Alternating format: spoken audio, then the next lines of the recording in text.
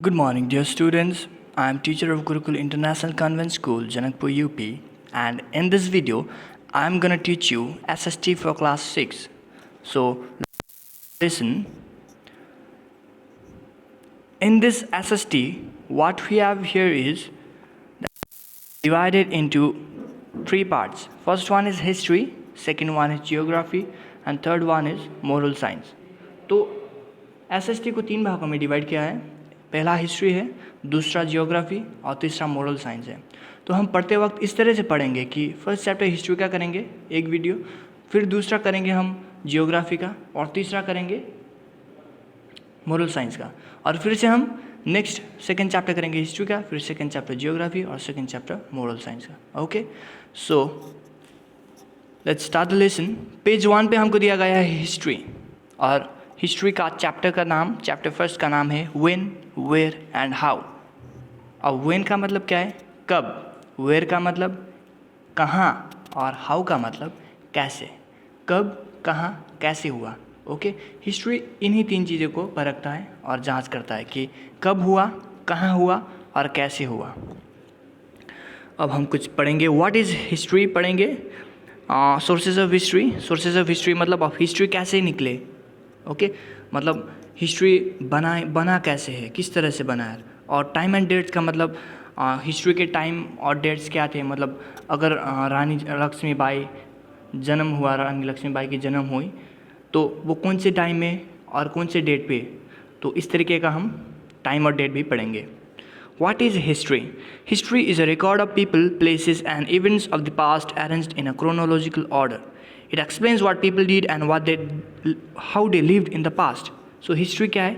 People के record, लोगों के रिकॉर्ड है. मतलब पहले लोग क्या करते थे, कैसे रहते थे, किस तरह से बसेरा अपना था, उन लोगों का घर कैसा था, वो किस तरीके से रहते थे, उन लोगों का इकोनॉमी कैसा था, उन लोगों का समाज कैसा था.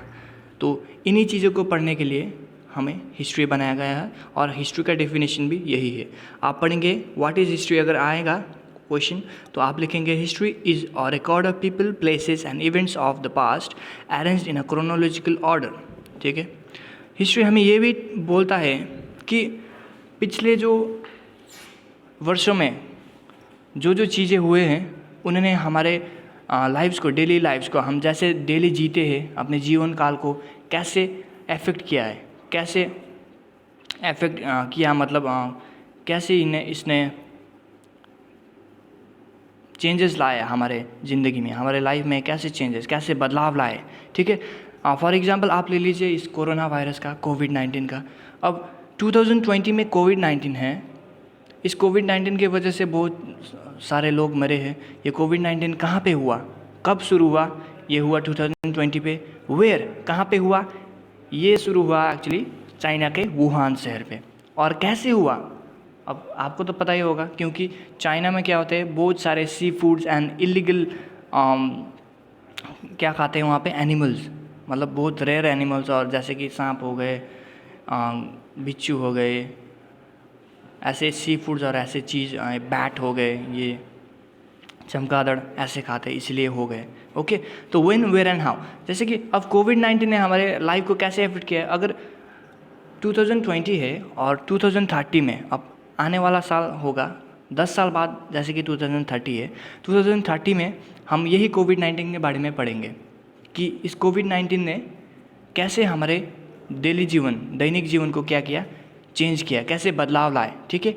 अब कोविड-19 का ये 2020 भी 2010 में हिस्ट्री होके रहेगा. तो इसी तरीके का बात किया है व्हेन, वेयर एंड हाउ से. The word history has been derived from the Greek word historia. Okay, fourth paragraph पे देखिए. The word history has been derived from the Greek word Historia.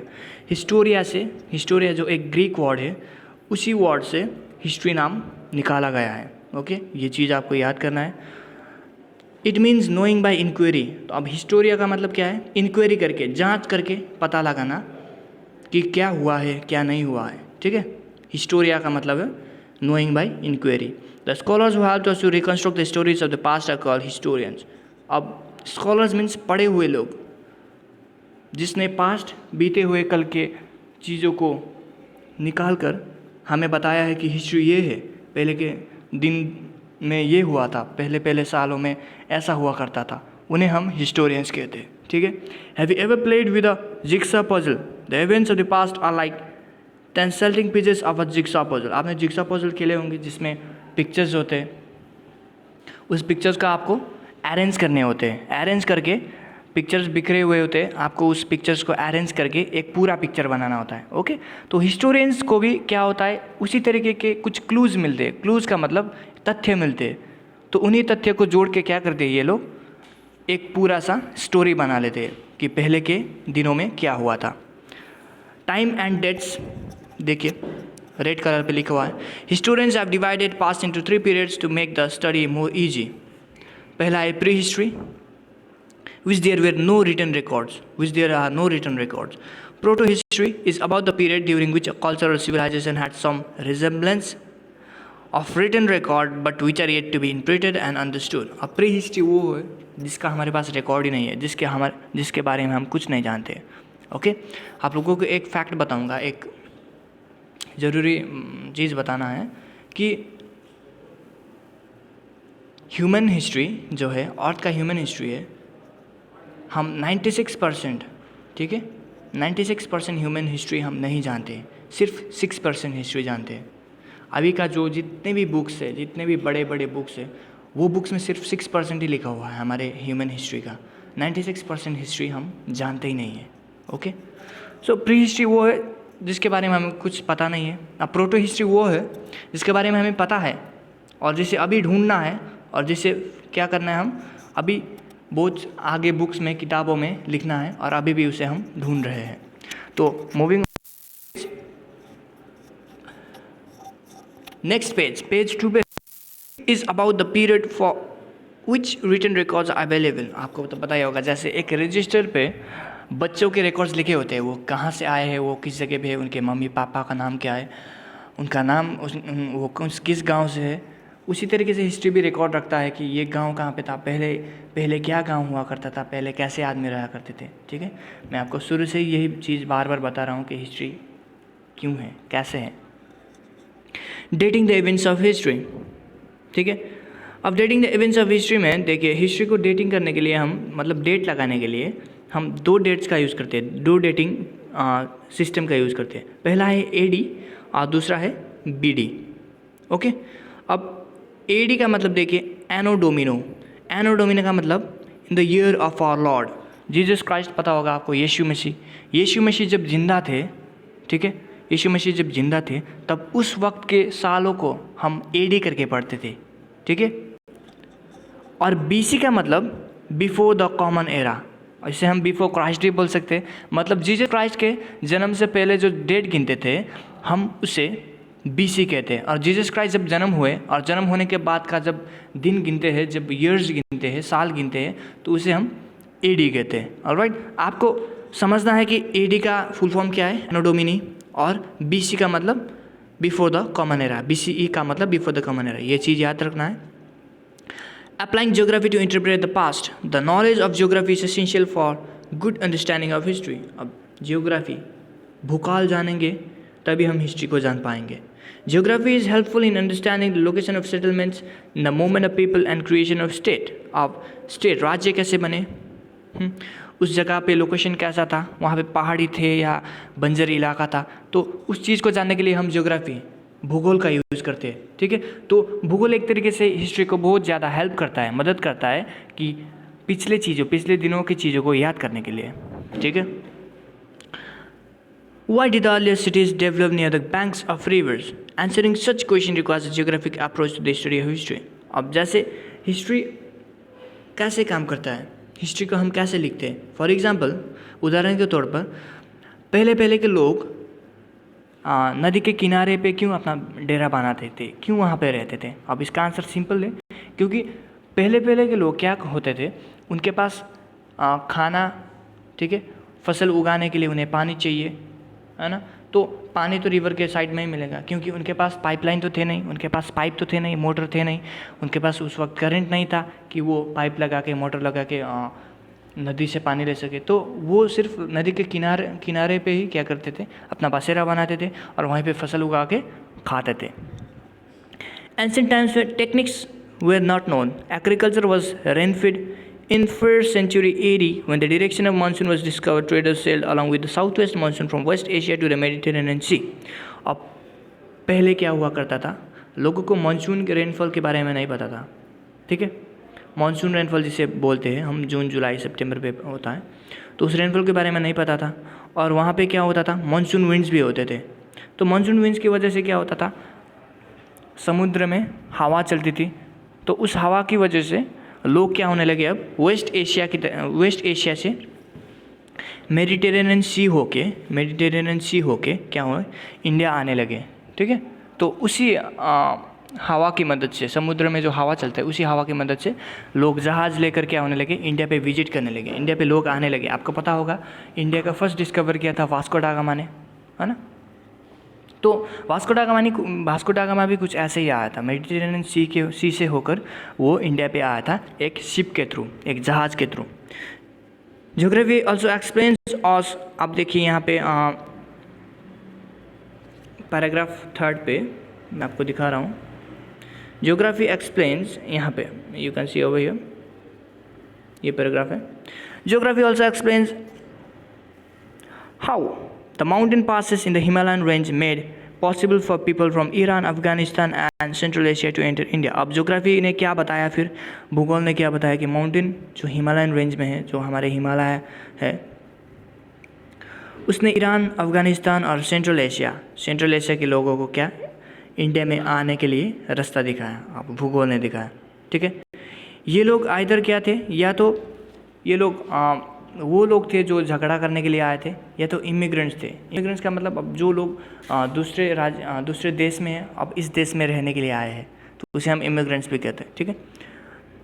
The pass has also helped in trade between India and Central Asia and West Asia during the ancient times. अब पहले के दिनों में क्या हुआ करता था, इंडिया और सेंट्रल एशिया जैसे चाइना हुआ, और वेस्ट एशिया जैसे यूरोप हुए, यहाँ पे क्या हुआ करता था, अब इंडिया और इन देशों के बीच में क्या होने लगा, आपस में तालमेल बसने लगे, ठीक है। तो ये लोग ट्रेड करने लगे, ये लोग बिज़नेस करने लगे, ये लोग चीज़ों को अदल बदल करने लगे, जैसे पैसा देंगे तो ये लोग कपड़े देंगे, ये लोग कपड़े देंगे तो ये लोग कुछ और देंगे, इस तरीके से क्या करने लगे, ट्रेडिंग करने लगे, okay. The seas and mountains also acted as natural frontiers.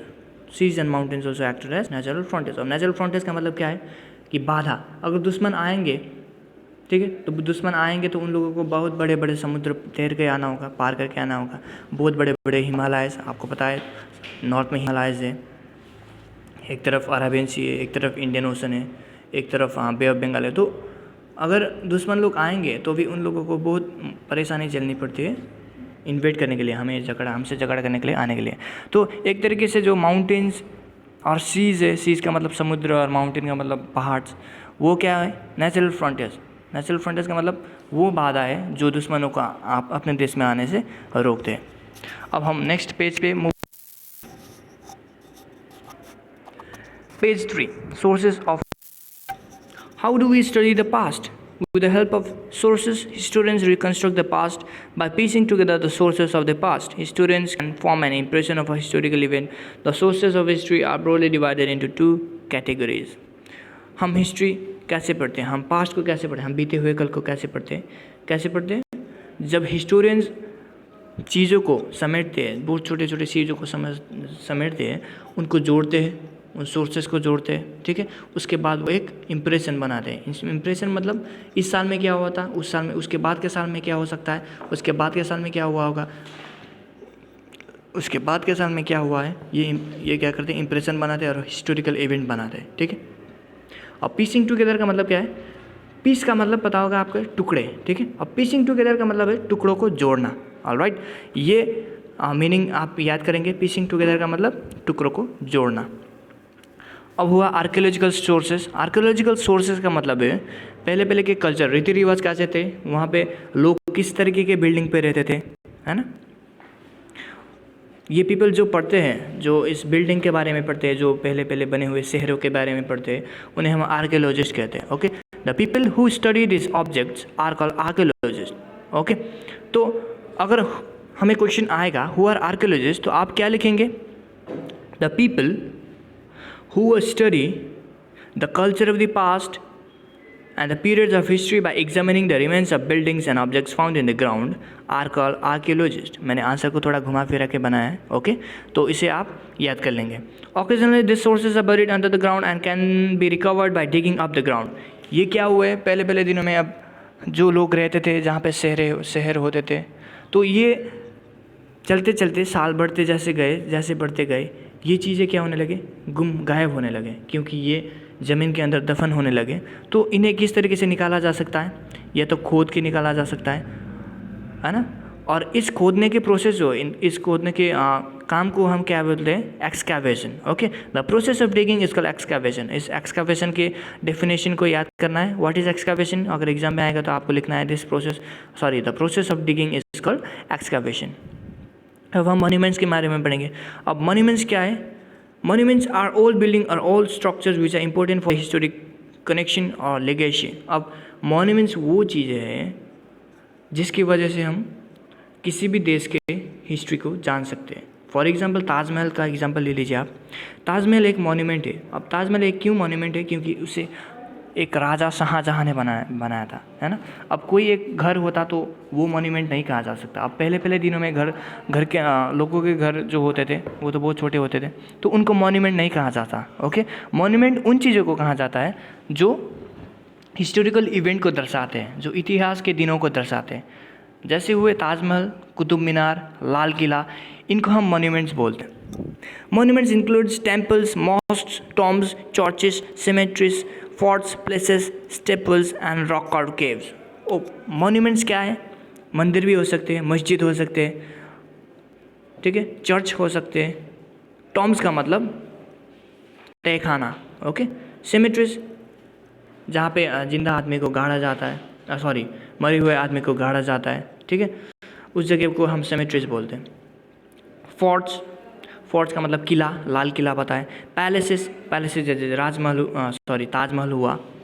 Staples and rock cut caves, अब पत्थरों को काट के बनाया हुआ क्या है, गुफा जो है, उन्हें हम मॉन्यूमेंट्स बोलते हैं.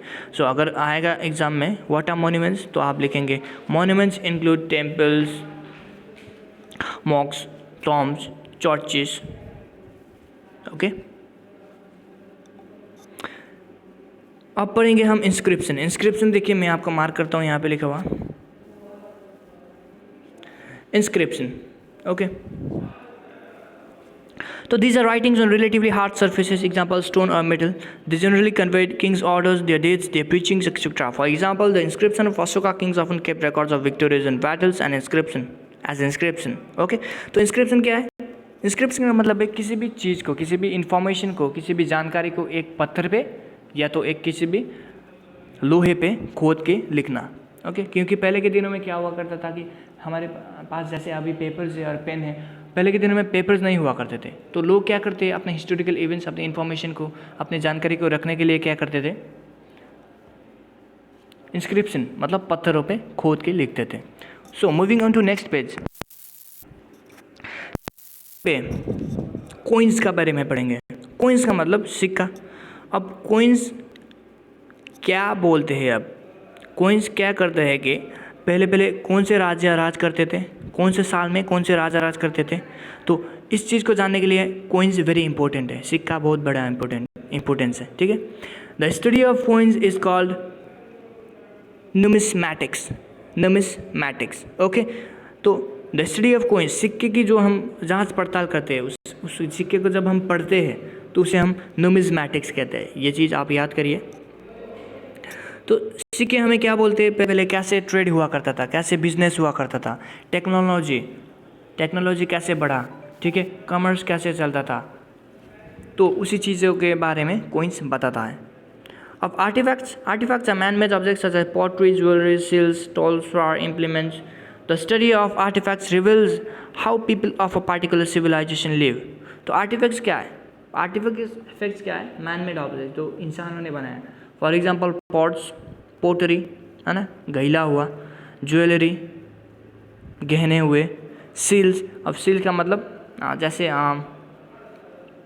सील्स होते हैं, सील्स का मतलब हम कैसे बताएं. फॉर एग्जांपल अब अगर पहले के दिनों में कोइंस होते थे, कोइन तो एक एक्चुअली सोना होता था, तो उस सोने में अपना नाम लिखने के लिए सील का मदद यूज़ करते हैं, सील यूज़ करते थे। अब हम सील को, उस सील को ज़ोर से दबाते थे तो उस सील में जो लिखा हुआ होता था तो वो कॉइन में क्या हो जाता था, दब जाता था, तो हम उसे सील बोलते हैं।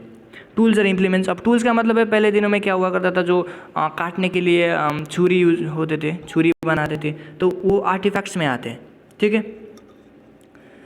For example, the archaeologists believe that the carving on some seals were found in the Indus Valley civilization of Pashupati. The findings suggest that the people of IVC were Hindus. अब Indus Valley civilization क्या बताता है कि कोई seals मिले गए हैं Indus valley civilisation में, ठीक है। बहुत सारे सील्स इंडस वैली सिविलाइजेशन में थे वो मिले हैं। अब ये क्या दर्शाता है, ये कॉइन्स, ये सिक्के जो इंडस वैली सिविलाइजेशन के सिक्के जो मिले हैं वो क्या दर्शाता है कि पहले के इंडस वैली सिविलाइजेशन के लोग जो थे वो क्या थे, हिंदूज़ थे। क्योंकि उस कॉइन में लिखा हुआ हो सकता है कि लोग या तो किसी भगवान के नक्शे हो सकते थे या तो कोई राजा, है ना। तो इसे ये दर्शाता है कि IVC इंडस वैली सिविलाइजेशन के लोग क्या थे, हिंदू थे। अब literary sources comprise all types of text written on various materials our ancestor wrote on a brick, birch bark और palm leaves known as भोजपत्रस। अब लिटरेरी मतलब अब पढ़ने के लिए क्या चीज़ यूज़ करते थे पहले के लोग, ठीक है। तो क्या यूज़ करते थे, birch bark का मतलब जो पेड़ के खाल होते थे उन खाल में लिखते थे, ठीक है। palm leaves पे लिखते थे, पत्तों पे लिखते थे। तो जो इन लिखने के प्रोसेस को, इन जो लिखते हैं इनको हम भोजपत्रस कहते हैं, ठीक है। उस वक्त क्या था, चीज़ों को एक मंत्र हो या कोई भी इंफॉर्मेशन या तो कोई भी जानकारी हो, वो कहाँ पे लिखते थे, या तो भेड़ के लेदर पे लिखते थे। भेड़ के लेदर का मतलब भेड़ के छाले पे लिखते थे, या तो वुडन टैबलेट्स का मतलब लकड़ी का बना हुआ एक प्लेट होता था, उस प्लेट में क्या करते थे, लिखते थे। So literary sources can be broadly divided into three categories: religious literature, secular literature and foreign accounts. अब religious literature में क्या आता है, जहाँ पे जैसे महाभारत हुआ, है ना, रामायण हुआ, ये जो लिखे हुए बुक्स है, किताब है, तो ये religious literature में आता है। अब moving to next, secular literature। अब secular literature which are not religious, जो religious नहीं है, ठीक है, रिलीजियस नहीं है, रिलीजियस के बाहर होते हैं। फॉर एग्जांपल बायोग्राफी होता है, ऑटोग्राफी होता है। बायोग्राफी मतलब कोई आदमी के बारे में लिखना, कोई आदमी के जीवन काल के बारे में लिखने का हम क्या बोलते हैं, बायोग्राफी बोलते हैं। प्लेस का मतलब नाटक, स्टोरीज का मतलब कथा, कहानियाँ। ट्रैवल अकाउंट्स का मतलब अगर एक आदमी इंडिया से मेडिटेरेनियन चाइना जा रहा है तो उसने जाते वक्त क्या देखा, क्या क्या उसे मिला, क्या क्या कौन कौन से लोग देखने को मिले, तो उसे हम ट्रैवल अकाउंट्स कहते हैं, ठीक है। तो सेक्युलर लिटरेचर जो है इन चीज़ों के बारे में पढ़ता है। अब फॉरेन अकाउंट्स क्या है, फॉरेन अकाउंट्स का मतलब पहले जो इंडिया में या तो एक देश में है, उस देश में अगर दूसरे देश के आदमी लोग आते हैं और वहाँ पे ट्रेड करते हैं, वहाँ पे क्या करते हैं, सामग्री बिक्री करते हैं या तो कुछ लेन देन करते हैं, तो उसे हम फॉरेन अकाउंट्स कहते हैं, ठीक है। सो मूविंग ऑन टू